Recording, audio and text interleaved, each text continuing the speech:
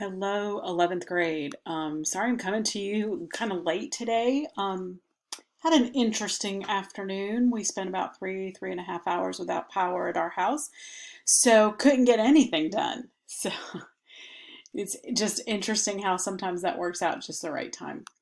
I trust you all are doing well, that you've taken your test on chapter 22.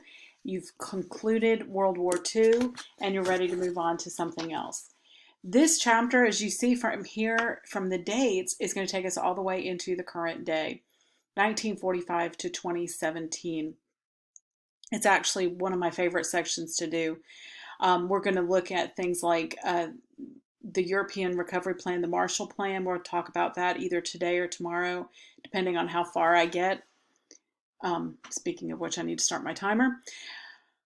We're going to talk about the formation of NATO and the UN, the Korean War, and look at all these interesting facts we have coming up. First man on the moon, President Nixon's resignation, the collapse of communism, Persian Gulf War, the war on terror, President Barack Obama, and then Donald Trump. So we are going to look at how the United States responded to the threat of communism and what was the political climate in the United States after World War II. Okay, so we need this question right here. Prepared or not, President Truman got dumped into a situation he was not ready to handle, but he took it and he did his best with it, and he actually did a pretty good job. He proceeded to make his mark on American policy at home and in the world. Truman had only been vice president for 3 months when he became president at the death of Franklin Roosevelt. He had virtually no political experience. In fact, he'd had he'd been appointed as a judge in Missouri in his home state, but really hadn't. He'd barely graduated from high school, no college. So when you think that I've done it in and I'm not any good for the world, remember President Truman. He became president with really not much political backing that would have made him considered today a fit person for the presidency, and yet he did it, and he served 2 terms. Okay, he did not even know about the Manhattan Project or the whole idea of a nuclear bomb until he became president, and he had to decide from April when he finds out about that. In August, he drops the bombs on. He orders the drum bomb. I can't talk. He orders the bomb drops on Hiroshima and Nagasaki. So, all right, so we're going to talk about in this section, and we're going to take 2 days to do this section, so don't panic over that many questions. All right, so let's first of all talk about ending the war. As I told you, President Roosevelt died on April 12th of 1945. We know that May 8th of 1945 was VE Day, and September 2nd, 1945 is VJ Day. So we've gotten victory in both places. But we've got a lot of things we need to do. Truman is going to take a completely different approach to American foreign policy than many, many, many of his predecessors did. For the previous presidents, they have all, once we've gone through a war, they've kind of recoiled into isolationism, gone back to, we'll mind our own business, you mind yours, except Truman is not going to do that. He's going to step out and make America take a place on the front lines of world peace. He's going to do that through creating organizations like the UN, NATO, the CIA. All 3 of those were created under his watch. So let's talk first, though, about these trials for the war crimes. Many brutal dictators had taken control. In fact, we're going to leave some in power, and we'll talk about that in a minute. But we've got these Nazi war crimes are going to take place in Nuremberg, Germany. The war crimes for Japanese officials will take place in Tokyo, Japan. In Nuremberg, 24 men were put on trial. Of those 24, half of them were executed. Of the in Tokyo, 28 were put on trial. 2 died while awaiting trial. 1 was found not guilty by insanity. 7 were executed, and 18 were thrown in prison for the rest of their life, or for a portion of their life. Hirohito, however, was allowed to remain emperor as long as he accepted the idea that he was not a god, that he was not, I forget the term your book used. Oh, here it is. Hirohito would remain emperor, would not be charged with any crimes, but he had to renounce the long-standing Japanese tradition that the emperor was divine. So that was part of his renunciation.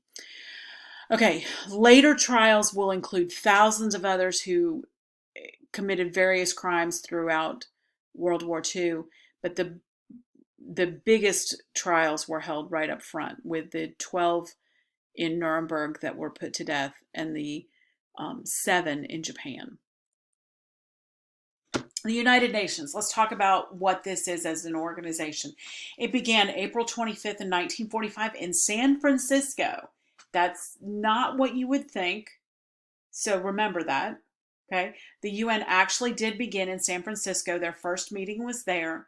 They will later, through a gift of land from the people of New York, I believe it is, move the seat of the UN to the New York City. It is there today. There are three major parts to the UN. Your book says 2, and we'll go with there 2. There's the General Assembly, which is all of the member nations. In 2013, that number was about 197 nations that are part of the UN. Groups like North Korea are not part. Okay, they don't care what the UN thinks, so they are not part of it. Rogue nations are normally not part of the UN. But the General Assembly, everybody's there. The Security Council is a group of 15 total. 5 of those are permanent members who have veto power. I'm going to explain that. And the other 10 are elected. The third office is the Secretary General. I knew the first word started with an S and I couldn't remember it. Okay, so those are the 3 offices, the 3 parts. The General Assembly, kind of like our Congress, everybody gets a vote. The Security Council is almost like our Supreme Court, but not really. Because these 5 permanent members, which are the US, Russia, Britain, France, and China. Of course, that's going to be the bulk of the world population right there. Okay, United States, Russia, Britain, France, and China. Those 5 countries have permanent member status. They are always on the Security Council, and they have veto power. And this veto power is not something to be taken lightly. This veto power means that if one of those 5 member nations doesn't like something, it will not happen. It's done with, it's gone right then. So that is a really big deal to have veto power in the UN. Let me see. Okay. So, and you can imagine going forward, we're going to talk about this quite a bit. If you have the United States and Russia both on the UN Security Council with veto power, these 2 nations for the duration of the Cold War into the 90s are never going to agree on anything. So it basically is going to render the UN hopeless. They're not going to be able to do much of anything. And that is pretty much the way it is even today. Okay, so the third office of the UN is the Secretary General. That is elected by the population of the General Assembly at large. That is, and I can't remember how long their office is, but it is one person who holds that office for a set term. Okay, let's talk about a little bit about the Cold War. We're just going to get this started today, and then we'll pick up more tomorrow. Hostility between the United States and the Soviet Union and their allies is basically what the Cold War is. A Cold War is a war that's not fought with guns and weapons, but with tension. I guess that's a good way to put it. There is occasional military conflict, so occasionally the Cold War will become hot. But for the most part, it's just two different sides on either end of a line down the middle fighting over everything. The Soviet Union, the USSR, had intended to spread their power over, excuse me, I keep messing with my clock and that's what's messing me up, to spread its power throughout the world. They wanted communism everywhere. And the United States was going to fight with everything they had to keep that from happening. That is the Cold War, summed up altogether. Russia wants to rule the world. The United States is going to stop them. Okay. We tend to use the term East and West even today. And so I'm going to explain that here on the slide. But first, let's look at Eastern Europe.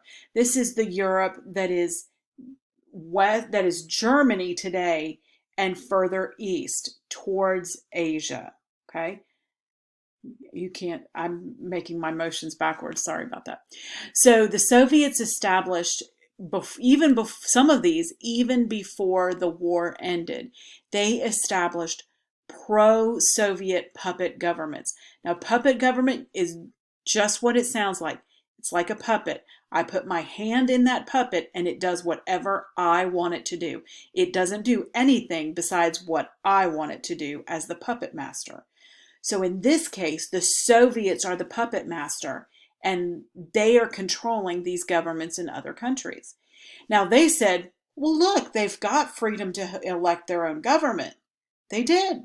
But that government was hand chosen by the Soviets and was under their control. Iron Curtain is a term that Winston Churchill, the leader of the former Prime Minister of Great Britain, had used to describe what the Soviets were doing in Eastern Europe. They were building an iron curtain to control everything that went on in those countries. In this time, and in my life even today, if I refer to the East, I'm usually referring to what I think of as communist controlled area. I realize that communism has been defeated in the Soviet Union, but has it really? And this is one of those times I really wish we could have a class discussion about this, because we still see elements of communism in the Soviet Union, in Russia, what is what it's called today. But is communism truly dead, or have they just masked it to make it look like it's dead? So beware, we may have that discussion, especially if we get back to school before the end of the year. But the term West referred to Western or democratic nations. The United States, yes, but also Western Europe, because it was full of democratic nations as well. So the term Third World referred to nations that didn't choose a side. They were neither East nor West. Today, we use the term Third World to refer to underdeveloped countries. Okay? Most of Africa, with the exception probably of Monaco and Egypt and South Africa, could be easily referred to as Third World because they are underdeveloped. Not that they are backwards, they just haven't had the opportunity to develop technologies and things like that to move their countries forward. Okay, this is where I'm going to have to stop today.